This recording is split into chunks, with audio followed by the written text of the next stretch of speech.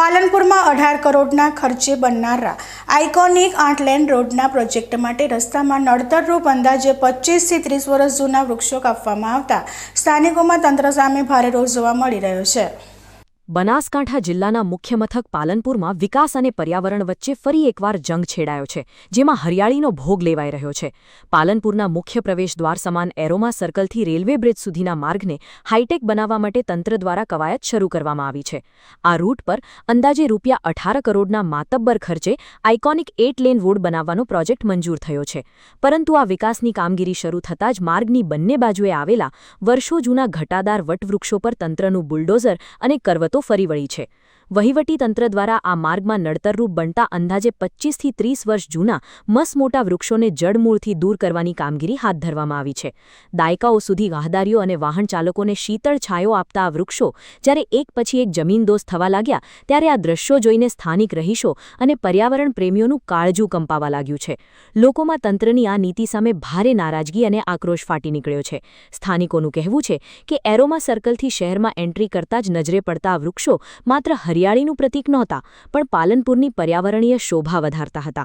ખાસ કરીને ઉનાળાની કાળઝાળ ગરમીમાં આ વટવૃક્ષો હજારો લોકોને કુદરતી ઠંડક અને અહેસાસ આપતા હતા, પણ હવે આ આખો માર્ગ છાંયડા વિહોણો બની જશે અને લોકોને ધોમધકતા તડકામાં ચાલવા મજબૂર થવું પડશે। સ્થાનિકોએ તંત્ર સામે આક્ષેપ કર્યો છે કે આ વૃક્ષો કાપવા માટે કોઈ વીજ લાઇન, ઇમારત કે અન્ય કોઈ સ્પષ્ટ અવરોધ નહોતો, તેમ છતાં માત્ર લાઇન દોરી સીધી કરવાના નામે પર્યાવરણનો ઘાણ કાઢી નાખવામાં આવ્યો છે। એક તરફ સરકાર વધુ વૃક્ષો વાવવાની વાતો કરે છે અને બીજી તરફ ઉછરેલા વૃક્ષોનું નિકંદન કાઢવામાં આવી રહ્યું છે। બીજી તરફ આ સમગ્ર વિવાદ અંગે સંબંધિત વહીવટી તંત્રનું એવું બહાનું છે કે આ વૃક્ષોનો સંપૂર્ણ નાશ કરવામાં નથી આવી રહ્યો, પરંતુ રસ્તાના વિકાસને ધ્યાનમાં રાખીને ટેકનોલોજીની મદદથી આ વૃક્ષોને અન્ય યોગ્ય જગ્યાએ ખસેડી તેનું રીપ્લાન્ટેશન કરવામાં આવશે। જો કે તંત્રના આ દાવા સામે પણ લોકો સવાલ ઉઠાવી રહ્યા છે કે આટલા મોટા અને વર્ષો જૂના વટવૃક્ષોને શિફ્ટ કર્યા પછી તે કેટલા અંશે જીવંત રહી શકશે તે અંગેની મોટી શંકા છે।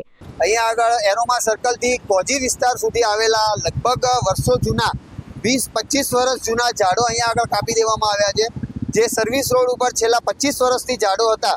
હવે સરકારી બાબુઓ જે સરકારી ગવર્મેન્ટ નોકરિયાત છે એમને તો કોઈ ખબર પડતી નથી, કેમ કે એ તો એસીમાં બેઠેલા છે, પણ અહીંયાથી જે રાહતદારી છે, જે એરોમા સર્કલથી બજારમાં જતા હોય અથવા તો બહારથી કોઈ આવેલા હોય, એમને 2-5 મિનિટના વિસામા માટે અહીંયા આગળ જે બેઠેલા હોય છે એમને નડતરરૂપ કોઈ ઝાડ છે નહીં, જે ઉપર કોઈ વીજ લાઈન જતી નથી, કોઈ હેવી લાઈન જતી નથી, જે ઝાડના નીચે જે પોતાનું એક ઝૂંપડું બનાવીને જે લોકો રહે છે એમને ઘર બહાર કર્યા છે અને નથી વરસાદ આવતો અને 25-25 વર્ષ જૂના ઝાડો અહીંયા આગળ કાપી દેવામાં આવ્યા છે।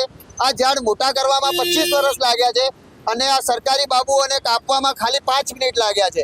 હવે આનો કંઈકનો કંઈક રસ્તો લાવવો જોઈએ અથવા તો એમનું જે બી હોય એ કરીને પૂરું કરે। અહીંયા આગળ રહેતા લોકલ લોકોને બિચારા જે છાપરું બનાવીને ઝૂંપડપટ્ટીમાં રહે છે, જે ઝાડનો સહારો અને જે રહે છે, એમને આગળ આવી અને ઝાડ કાપીને એમને તેથી ઉઠાડી દીધા છે અને એમના પેટ ઉપર પાટું માર્યું છે। કેટલા ઝાડો કાપ્યા છે? કમસે કમ 25 થી 30 ઝાડો કાપી દીધા છે અને એ બી જૂના 25-25 વર્ષો જૂના ઝાડ કાપી દીધા છે। આ ગઈકાલે બપોરે આ ઝાડ કાપી અને છેક અહીંયા એરોમા સર્કલથી કોજી સુધીના બધા ઝાડો કાપી દીધા છે। આમ પાલનપુરમાં હાઈટેક રોડના નામે પર્યાવરણના ભોગે થઈ રહેલો આ વિકાસ સ્થાનિકોના ગળે ઉતરતો નથી, ત્યારે હવે જોવાનું એ રહેશે કે તંત્ર લોકોના આ વિરોધ વચ્ચે વૃક્ષોને બચાવવાનો કોઈ અધવચ્ચેનો રસ્તો કાઢે છે કે પછી હરિયાળીનો આમને આમ બલિદાન અપાતો રહેશે। Vinod Sundesa, BK news channel, Palanpur.